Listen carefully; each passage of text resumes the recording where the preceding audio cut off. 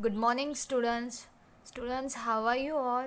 I hope you all are fine. So, students, let's start with our today's video. Students, we are going to continue with a bar graph, that is lesson number 6, page number 59. This is your combo book. So, we will today continue with the bar graph. Half we had already learned in the previous video. Now we will see how to draw a bar graph, and we will draw a bar graph. In Ganesh Utsav homework, I had already given you some homework. In that vacation, I had already given you homework of bar graph. You almost students had drawn the bar graph, but I had not taught you the practice set, right? So today we will see some sums or a bar graph drawing. We will draw a bar graph and we will read one bar graph. So let's start with the lesson. Students, तो bar graph मतलब आपके पास ऐसी graph की book होगी. सब बच्चों के पास शायद से नहीं होगी, लेकिन मैंने होमवर्क दिया था तो आपने खरीद के लाई होगी, आई होप. तो ये ऐसे आपकी बुक होगी. यहाँ पे आपका ग्राफ होगा, जो आप बार ग्राफ ड्रॉ करेंगे वो होगा, और उसका डेटा जो होगा मतलब इंफॉर्मेशन जो होगी ये आप इस पेज में मतलब राइट पेज पे आप ड्रॉ करेंगे और लेफ्ट पेज पे आप ड्रॉ करेंगे. मतलब यहाँ पे आप वो टेबल ड्रॉ करेंगे, इस पेज पे आप टेबल ड्रॉ करेंगे राइट पेज पे, और जो इन्फॉर्मेशन है राइट पेज पे वो इन्फॉर्मेशन आप लेफ्ट पेज में ड्रॉ करके स्मॉल ड्राइंग में आप उसको समझाएंगे. तो let's start with the video. हम ड्रॉ करते हैं. ड्रॉ करने के पहले मैं आपको ये ग्राफ दिखाना चाहती हूँ, जो मैंने आपको होमवर्क मतलब जो वेकेशन गणेश उत्सव का वेकेशन था तब होमवर्क देते समय उस वीडियो में मैंने आपको एक एग्जाम्पल दिखाया था. तो पहले हम ये एग्जाम्पल देखते हैं, मतलब थोड़ा सा आपको रिकॉल हो जाएगा. तो ये जो ग्राफ रहता है, इसका जो ये पूरा बॉक्स रहता है वो 1 सेंटीमीटर का रहता है. ये जो पूरा एक बॉक्स है आप देख सकते हो, एक एक बॉक्स वो 1 सेंटीमीटर का रहता है. अभी इस लाइन में आप देख सकते हो, यहाँ पे देखो, अब देख सकते हो, मैं आपको थोड़ा सा जूम करके दिखाती हूँ.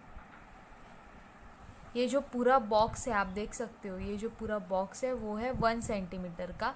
ये जो आप बीच में छोटे छोटे लाइन दिख रहे होंगे वो 10 लाइंस है इसके अंदर. मतलब ये 1, ये 2, ये 3 ऐसे करके पूरे 10 लाइंस है इस बॉक्स में. ओके.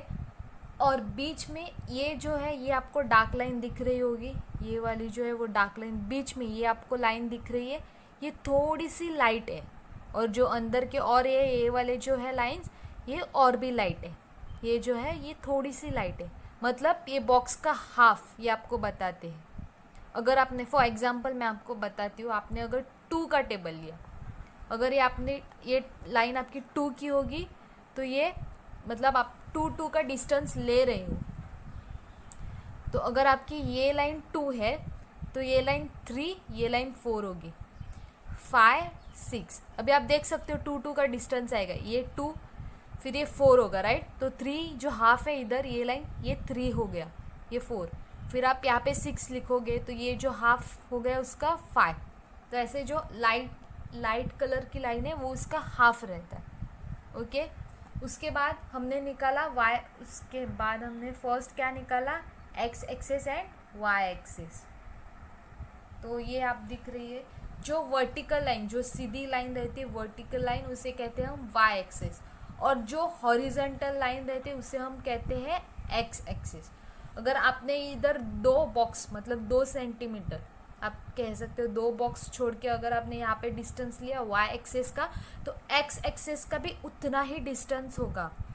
ग्राफ में सब चीज़ का सेम डिस्टेंस रहता है. अब अगर आप x और y एक्सेस लाइन ड्रॉ कर रहे हैं तो उसका डिस्टेंस सेम रहना चाहिए. यहाँ पे अगर आप बॉक्स ड्रॉ कर रहे हैं तो एक एक बॉक्स छोड़ के लिख रहे हो तो सेम होना चाहिए. फॉर एग्जाम्पल, आप अगर ये एक बॉक्स में मैंने आप यहाँ पे रेक्टेंगल निकाला है, अगर आपको 2 बॉक्स लेके रेक्टेंगल निकालना है तो आप यहाँ पे डिस्टेंस भी 2 छोड़ेंगे. मतलब 2, उसके बाद 2 छोड़ के यहाँ पे एक आपका रेक्टेंगल आएगा, फिर से आप 2 स्पेस छोड़ेंगे, उसके बाद 2 सेंटीमीटर का रेक्टेंगल आएगा। यहाँ पे भी आप जितना डिस्टेंस लेते हो सेम होना चाहिए, मतलब 10, 20, 30, 40, 50, 60 डिस्टेंस जो है बीच में वो सेम होना चाहिए। तो एक सिंपल आइडिया, अगर आप यहाँ पे 10 लेते हो तो आपको 10 का टेबल निकालना है, अगर आप 2 लेते हो तो 2 का टेबल लिखना है, अगर आप 1 लेते हो तो आप 1 का टेबल लिखोगे। एक टेबल लिख सकते हो आप, you can write a table. Okay, this is your origin where x and y axis passes and it joins to the one point that is known as origin। जो y और x access पास होते हैं और जहाँ पे वो मिलते हैं, मतलब जॉइंट होते हैं, जहाँ पे वो पॉइंट होता है उसे हम ओरिजिन कहते हैं, उसे हम o या आप ज़ीरो लिखते हैं, you can say also say o और एस ज़ीरो। यहाँ पे आप नेम्स और जो आपको दिया है वो आप यहाँ पे लिखेंगे, फिर इसके हिसाब से जो आपका डेटा है इसके हिसाब से आप ड्रॉ करेंगे। ये भी आप जितना आपको शायद से बताया होगा।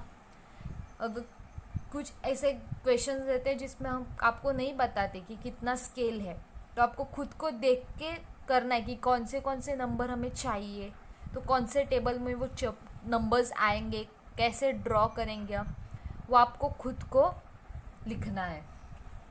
देन बात आती है स्केल की। पहले आप ऐसे स्केल लिखोगे ऑन वाई एक्सेस, या ये जो दो सेंटेंस है ये स्केल, आप वर्ड भी कह सकते हो, scale on the Y axis, ये सब में कॉमन आएगा। 1 सेंटीमीटर इज इक्वल टू, यहाँ पे आप जितना डिस्टेंस ले रहे हो, अभी क्या ले रहे हो 10 लीटर्स ऑफ वाटर, तो यहाँ पे क्या आएगा 10 लीटर्स ऑफ वाटर। अगर आप यहाँ पे 2 लेते तो 2 लीटर्स ऑफ वाटर जो यहाँ पे लिखेंगे, और यहाँ पे वो दोनों ज्वाइन करके आपको 1 सेंटीमीटर इज इक्वल टू जो भी आपने डिस्टेंस लिया है वो यहाँ पे आएगा। ओके, तो मैंने बार ग्राफ जो है एक सिंपल एक जो ग्राफ मैंने ड्रॉ किया तो वो आपको रिकॉल किया है, आपको समझाया है। अब हम जाते हैं एक्सरसाइज की तरफ, we can say a practice set.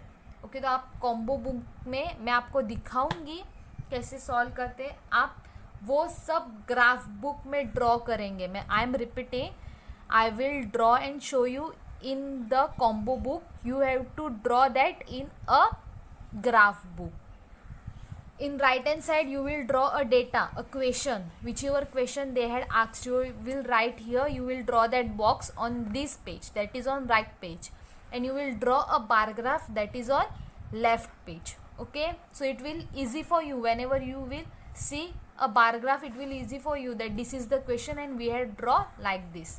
Okay, so to write here a question you have to draw that table, small table whichever they had given you in the question, then you have to draw a bar graph on the left side of your page। Okay, then let's see, you have to draw in the bar graph, I am repeating, you have to draw that in your bar graph। I am drawing in the combo book, that doesn't mean that you will also draw in the combo book, you have to draw these graphs in your graph book। Okay students, वो सब आपने पिछले video में देखा था, मैंने आपको फिर से दिखाया क्योंकि वो रिकॉल हो जाए आपको इसके लिए। उसके बाद हमने एक्सरसाइज में कुछ 2-3 क्वेश्चन, मतलब 3 क्वेश्चंस और 1 रीडिंग बार ग्राफ वो देखा था। तो हम थोड़ा सा फिर से रिकॉल करते हैं, फिलअप्स से स्टार्ट करते हैं थोड़ा सा। वो वाला मैंने आपको दिखाया कि कैसे ग्राफ ड्रॉ किया था, करते हैं, मैंने फिर से आपको ड्रॉ करके दिखाया। 3 एक्सरसाइज, मतलब 3 एक्सरसाइज हमने ड्रॉ भी किए हैं। तो ये कुछ इंपॉर्टेंट चीज़ें जो आपको बार ग्राफ ड्रॉ करते वक्त पता होनी चाहिए। ये स्पेशली जो 5 क्वेश्चंस है यहाँ पे फिलअप्स है, ये बहुत इंपॉर्टेंट है। ये 5 rules, you can also say this is the rules of a bar graph, ये रूल्स है बार ग्राफ के। So this is very important for you to know what is exactly bar graph, how we can draw a bar graph। So first fill up is a column diagram drawn on a graph paper is called as a bar graph। जो हम column diagram draw करते हैं graph paper पे उसे हम कहते हैं बार graph. Okay, the horizontal line on the graph paper is called, जो हॉरिजॉन्टल लाइन मतलब ऐसी लाइन होती है इसे कहते हैं हॉरिजॉन्टल लाइन, उसे हम क्या कहते हैं X axis. The vertical line on the bar graph is called y axis। जो हम वर्टिकल लाइन ड्रॉ करते हैं ऐसी वाली उसे हम कहते हैं वाई एक्सिस। ओके, ये है हॉरिजॉन्टल लाइन, ये है वर्टिकल लाइन। जो हॉरिजॉन्टल लाइन के ड्रॉ करते हैं उसे हम कहते हैं एक्स एक्सिस, और जो वर्टिकल ड्रॉ करते हैं उसे हम कहते हैं वाई एक्सिस। फोर्थ पॉइंट और a fourth rule, the point of intersection of X axis and Y axis is called as origin.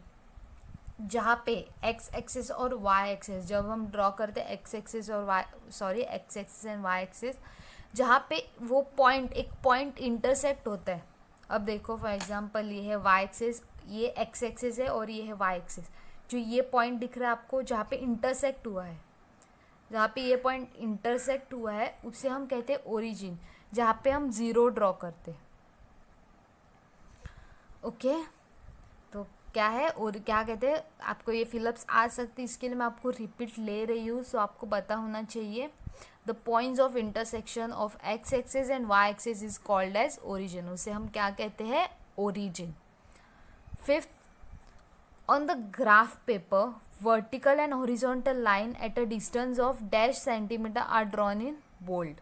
जो बोल्ड में ड्रॉ किए जाते हैं उसका मतलब जो हॉरिजॉन्टल और वर्टिकल लाइंस रहते हैं ऑन द ग्राफ पेपर पर vertical and horizontal lines at the distance of vertical and horizontal lines at the distance of dash centimetre, कितने centimetre, are drawn in the bold. कितने centimetre की lines draw किए रहती है bold में, वो है 1 सेंटीमीटर। क्या है, 1 centimetre. In the graph paper vertical and horizontal lines at the distance of 1 centimetre are drawn in bold. तो ये फिलअप्स है 4 important rules or a fill-ups, you can say. This is very important according to the point of view of an exam. I'm again repeating this 5 question. The column drawn on the graph paper is called as bar graph. The horizontal line on the graph paper is called x-axis. This is a horizontal line. The vertical line on the graph is called y-axis. This is a vertical line. The point of intersection of the x-axis and y-axis is called as origin. उसे हम क्या कहते हैं, x-axis और y-axis जहाँ पे intersect होती है उसे कहते हैं हम origin. On the graph paper, vertical and horizontal line at the distance of 1 centimeter are drawn in bold. Okay, तो ये हो गया। फिर ट्रू और फॉल्स पे हमने देखा था, वो भी देख लेते हैं। State whether the following statement are true और false, correct the false statement. First one, the horizontal lines on the graph paper is called Y axis.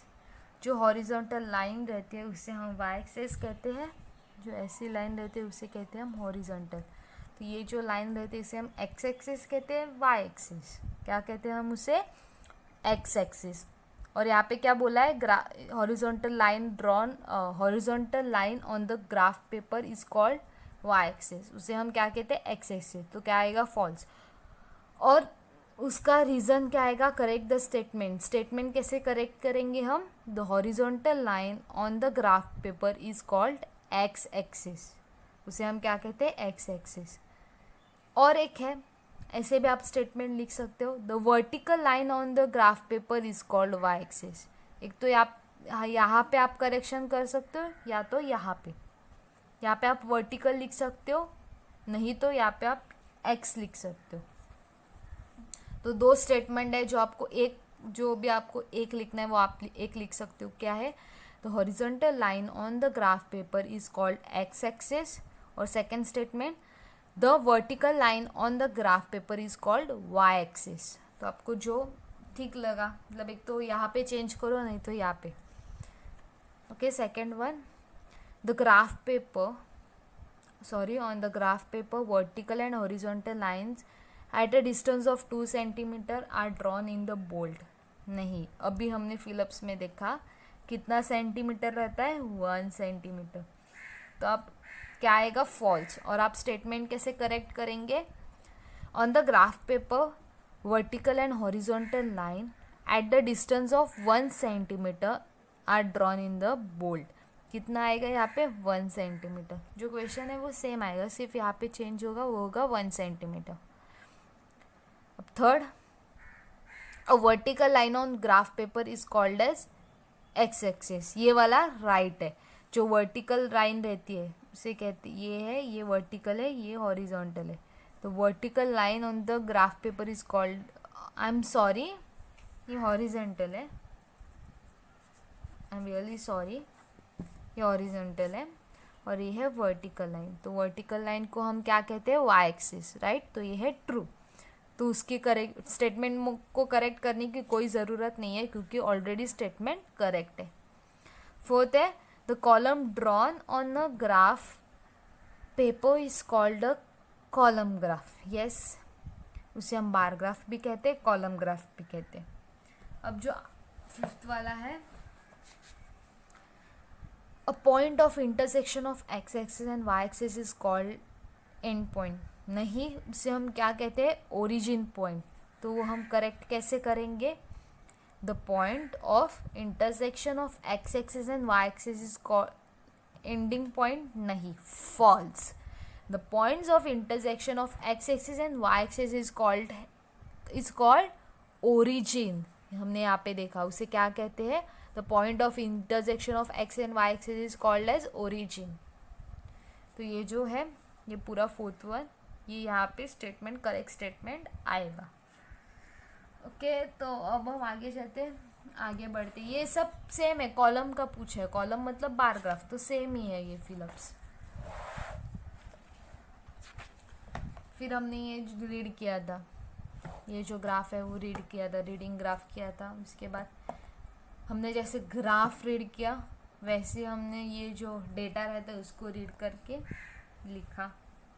उसके बाद हमने 3 क्वेश्चंस देखे थे प्रैक्टिस सेट के, सॉल्व द फॉलोइंग।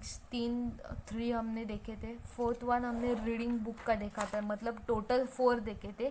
3 हमने bar graph draw किया था, फोर्थ वन जो था वो हमने रीड किया था ग्राफ। तो वहाँ पे हमने कितने, पिछले वीडियो में हमने टोटल 4 क्वेश्चन सॉल्व किए। अब हम देखते हैं 5th वाला। ये थोड़ा मतलब उसकी लेवल थोड़ी सी बढ़ गई।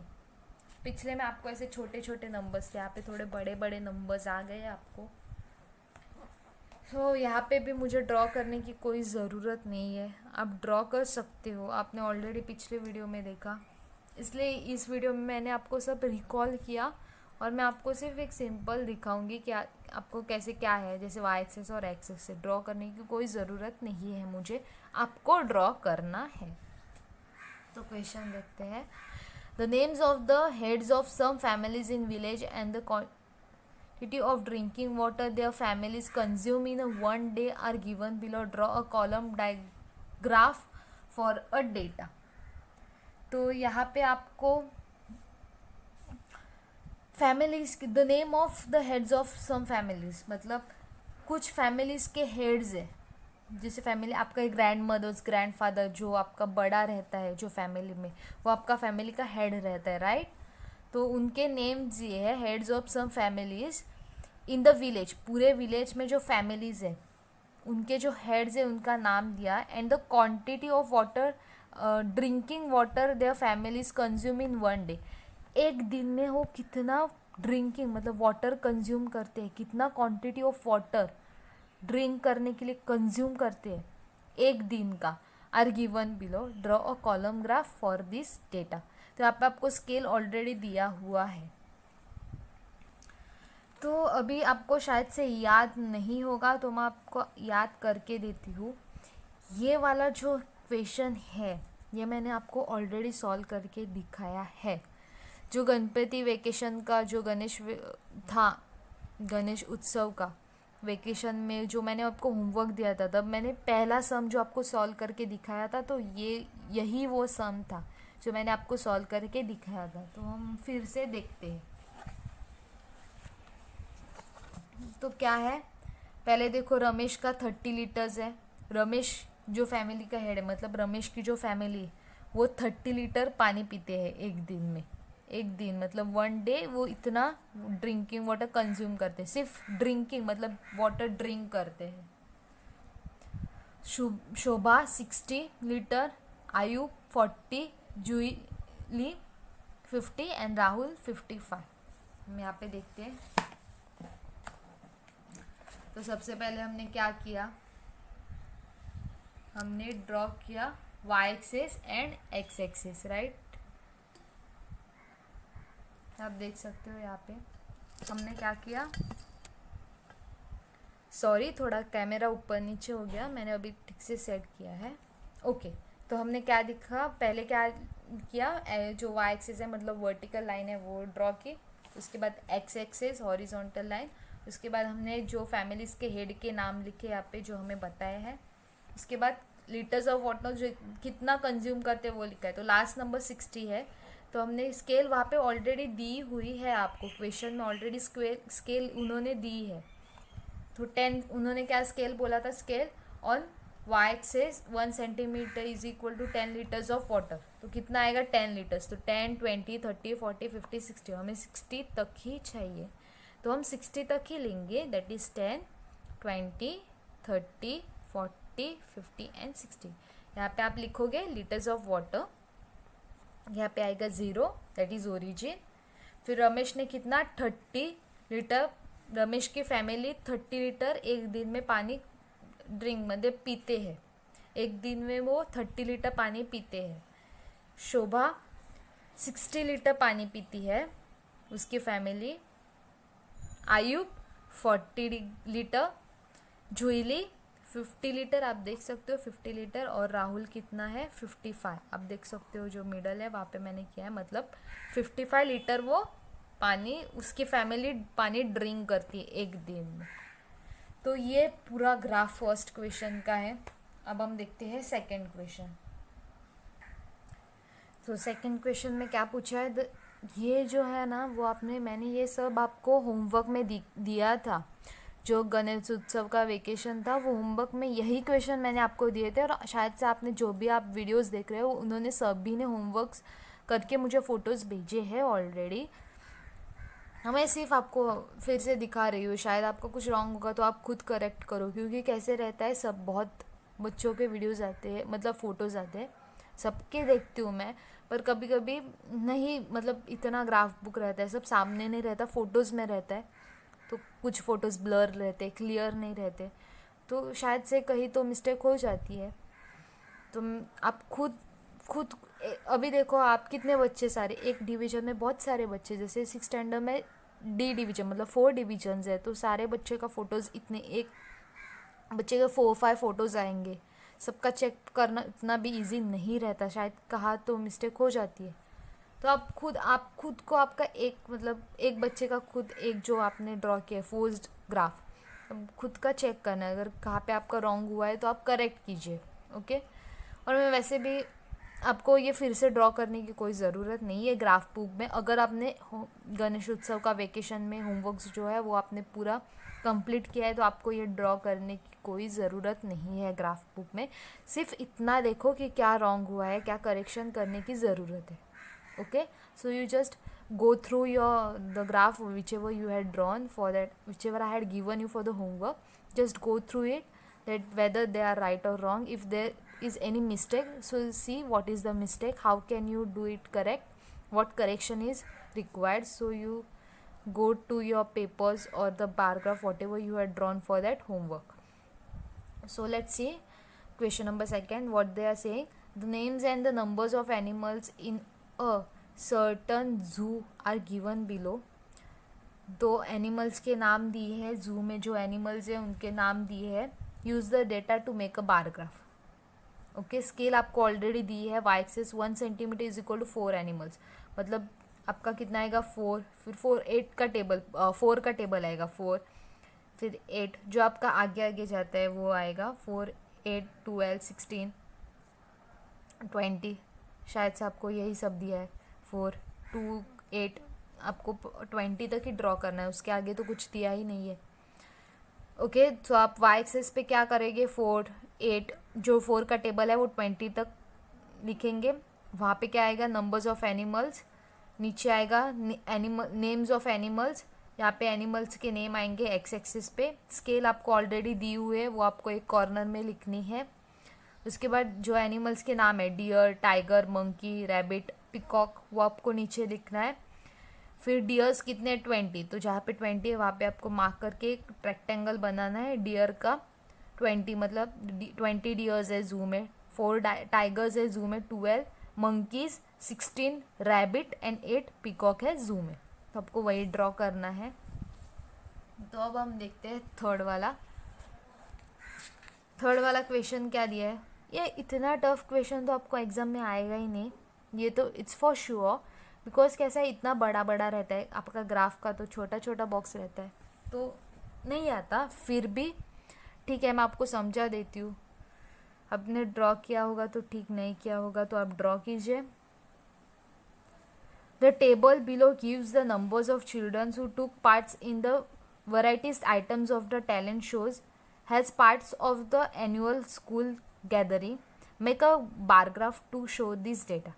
अभी यहाँ पे जो एनुअल डे रहता है स्कूल में, उसमें जो टैलेंट शो था उसमें जिन बच्चों ने पार्ट्स लिया था और क्या क्या मतलब क्या क्या, फॉर एग्जांपल अभी अब देख सकते हैं डांस था, vocal music, instrumental music, 1 act play, तो आपको ये सब एक्ट करना था। तो ये ऑप्शंस थे, तो कितने बच्चों ने क्या पार्टिसिपेट किया वो यहाँ पे दिखाया है। तो आपको क्या करना है, पहले मैं यहाँ पे आपको दिखाती हूँ, ये इसका है लेकिन मैं आपको एक एग्जांपल दिखाती हूँ क्योंकि इसका जो ग्राफ है वो ऊपर है तो वो ठीक से नहीं दिखेगा, इसके लिए मैं आपको ये वाला यहाँ पे आपको एक्सप्लेन करती हूँ। यहाँ पे आएगा वाई एक्सेस, नीचे आएगा एक्स एक्सेस, यहाँ पे स्केल जो आपको दिया है वो स्केल यहाँ पे कॉर्नर में आएगा ग्राफ के। फिर वाई एक्सेस पे क्या आएगा, 4 चिल्ड्रंस मतलब 4 का टेबल आएगा। फिर से नीचे आपको लिखना है जो भी है theatre, dance, vocal music, instrumental music, 1 act play, वो आपको ऐसे नीचे एक एक बॉक्स छोड़ के लिखना है। फिर जितना नंबर्स, यहाँ पे आपका क्या आएगा, नंबर्स ऑफ स्टूडेंट्स आएगा, यहाँ पे प्रोग्राम आएगा। ओके, नीचे प्रोग्राम्स कौन से थे वो, यहाँ पे नंबर ऑफ स्टूडेंट्स, कितने नंबर ऑफ स्टूडेंट्स, यहाँ पे नंबर्स आएंगे। फिर आपको रेक्टेंगल नॉर्मल ड्रॉ करना है जैसे आप ग्राफ में ड्रॉ करते हो। ओके, ये वाला भी सेम है स्टूडेंट्स, आपको इसमें भी कुछ समझाने वाली कोई ऐसा कुछ नया नहीं है, सिर्फ इतना यहाँ पे इतना ही है। Scale on Y axis 1 centimetre is equal to 10 customer, scale on Y axis 1 centimetre is equal to 5 customer. अभी आपको यहाँ पे 2 चॉइस दिए, कोई भी एक आपको जो भी 10 मतलब आप 1 सेंटीमीटर आपको 10 स्केल मतलब स्केल में 1 centimetre is equal to 10 customer लेना है तो आप ले सकते हो। 5 कस्टमर चाहते हो तो 5 लो, 5 लोगे तो अच्छा होगा। अगर 10 लोगे तो आपको मतलब यहाँ पे स्केल ऐसे मिडल में आपको हाफ का आएगा, क्योंकि देखो यहाँ पे 25 65 है, तो अब 5 कस्टमर्स लेंगे तो वो बहुत अच्छा दिखेगा। 10 लेते हो तो भी कोई प्रॉब्लम नहीं है, वो भी अच्छा ही दिखेगा, लेकिन वो थोड़ा थोड़ा ऐसे मेस हो जाएगा। और आप ये वाला लोगे 5 कस्टमर का, थोड़ा अच्छा दिखेगा, मतलब छुट्टा ऐसे बीच बीच में नहीं होगा। ओके, अब हम देखते हैं 5th one, question number 5th। Students question number 5th भी सेम है, इसमें भी कुछ नया नहीं है, स्केल ऑलरेडी आपको दिया है। Students plants trees in 5 village of Sangli district, make the bar graph of this data. तो आपको एक डिस्ट्रिक्ट में बच्चों ने मतलब 5 विलेज में बच्चों ने जो पेड़ है वो ट्रीज लगाए, तो वो आपको दिए, तो आपको सेम करना है। नेम्स ऑफ प्लेस यहाँ पे आपको लिखना है, names of number of trees planted यहाँ पे लिखना है आपको। तो नंबर स्केल कितना दिया, 100 ट्रीज है, तो 100 200 300 400 500 ऐसे आपको स्केल लिखना है। यहाँ पे आपको शायद से दिख नहीं रहा होगा, हाँ 100 200 300 400 500 600 तक आपको लिखना है। अभी यहाँ पे आता है 50 20 40, हाँ ओके, ये वाला थोड़ा सा नया है, तो आपको मैं ड्रॉ करके दिखाती हूँ। तो आपका ये आएगा वाई एक्सिस, ये आएगा आपका एक्स एक्सिस। ओके, यहाँ पे देखो 100 का दिए तो 100 200। Oh my God, I think यहाँ पे पूरा सेट नहीं, मतलब पूरा नहीं हो जाएगा। 400 500, ठीक है मैं ट्राई करती हूँ। 600, ओके तो 600 तक ही चाहिए हमें, और 600 तक आ गया। यहाँ पे आपका y आएगा, यहाँ पे आएगा आपका x, यहाँ पे 0। ओके तो यहाँ पे 350, बांगनी का कितना है 350, तो इसका हाफ मैंने आपको बताया था। ये जो थोड़ा सा डार्क लाइन रहती है ना, थोड़ा सा डार्क लाइन, तो उसका हाफ रहता है। तो क्या आएगा यहाँ पे 350, तो सेकंड का 350 है ना, तो यहाँ पे 350 कहाँ पे आएगा, यहाँ पे 350 आएगा। ओके उसके बाद 420 कहाँ पे आएगा, ये 400 है राइट। अभी मैं आपको जूम करके अच्छे से बता देती हूँ। ये देखो ये है आपका 400, जो उसके ऊपर की लाइन है ना, जब थोड़ा सा ऊपर की लाइन वो होगी 410, जो 410 उसके ऊपर की है वो 420 430 440 50 60 70 80 90, और उसके बाद मुझे 490 के बाद आएगा 500 राइट। देखो यहाँ पे 400 के ऊपर जो छोटी लाइट लाइन है ना, लाइट कलर में जो लाइन है वो आएगी 410, फिर आएगी 420 430 440, उसके बाद ये हाफ थोड़ा सा डार्क लाइन है ना, डार्क कलर की लाइन, वो आएगी 450, उसके बाद 460 470 480 490 एंड 500। यहाँ के बीच में 10 लाइन्स है आपकी, तो 410 420 430 440, और ये थोड़ा सा डार्क है वहाँ पे 450 आएगा। चाहिए तो आप खुद देख सकते हो, ये 400 की लाइन है राइट, जो डार्क कलर की है वो है 400 की लाइन।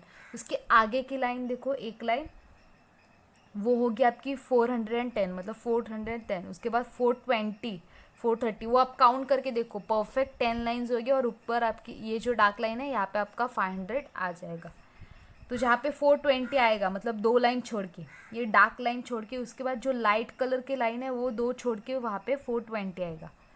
540 कहाँ पे आएगा, सेम यहाँ पे 510 520 530 540 540, मतलब ये जो थोड़ा सा डार्क है वो 550 हो गया, ये जो आप देख सकते हो। फिर ये उसके नीचे की जो लाइन है, मैंने यहाँ पे हाथ रखा है, वो आएगा 540। तो आप काउंट कीजिए, खुद काउंट कीजिए। ये जो डार्क लाइन है वो 500 की है, उसके ऊपर की लाइन जो है वो होगी 510, फिर 520 530 540 550 560 570, फिर 580 590, और ये है 600। तो आप खुद देख सकते हो, काउंट कर सकते हो। तो ये ऐसे, तो आप ये खुद ड्रॉ कीजिए। उसके बाद हम देखते हैं अब ये जो लास्ट वाला है 6th क्वेश्चन। इसके बहुत सारे क्वेश्चन आए थे, मुझे बहुत बच्चों ने मुझे मैसेज कॉल किया था कि मिस ये कैसे करेंगी, ये तो पॉसिबल नहीं है। पहली बात तो ये मैंने आपको होमवर्क को दिया नहीं था क्योंकि ये डिफ़िकल्ट है।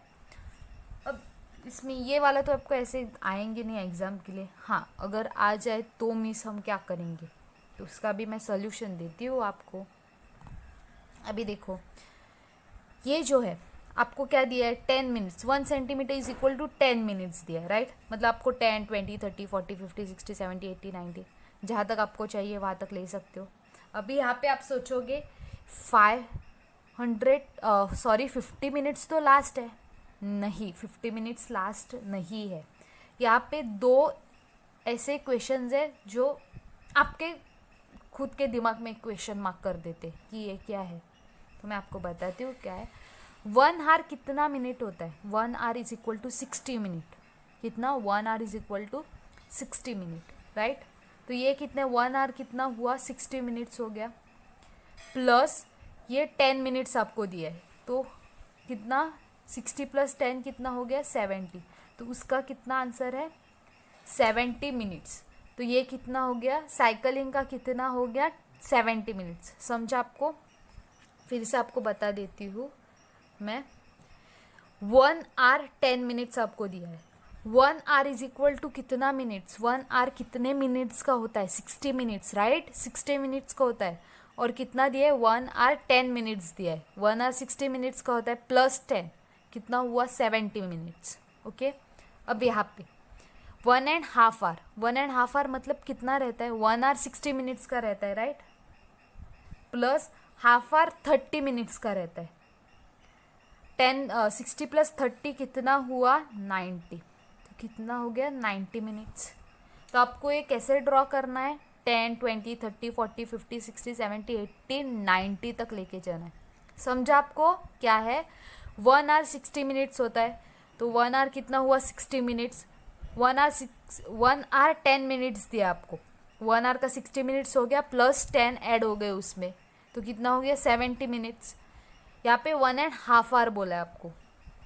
1 hour 60 मिनट्स का होता है, हाफ आवर कितना, 30 मिनट्स का होता है, तो 60 प्लस 30 कितना हो गया, 90, तो यहाँ पे क्या आ गया, 90 मिनट्स, मतलब 35 मिनट्स, 50 मिनट्स, 70 मिनट्स, 90 मिनट्स और 45 मिनट्स। तो आपको वैसे इस यहाँ पे ड्रॉ करना है, सिंपल, उतना भी डिफ़िकल्ट नहीं है। आपको समझ में आ गया होगा शायद, आई होप सो। कोई डाउट्स हो गए तो आप मुझे पर्सनल मैसेज कर सकते हो, कॉल कर सकते हो। I will try to make your all doubts clear. Okay then students, आज के लिए इतना ही, इट्स इनफ फॉर टुडे।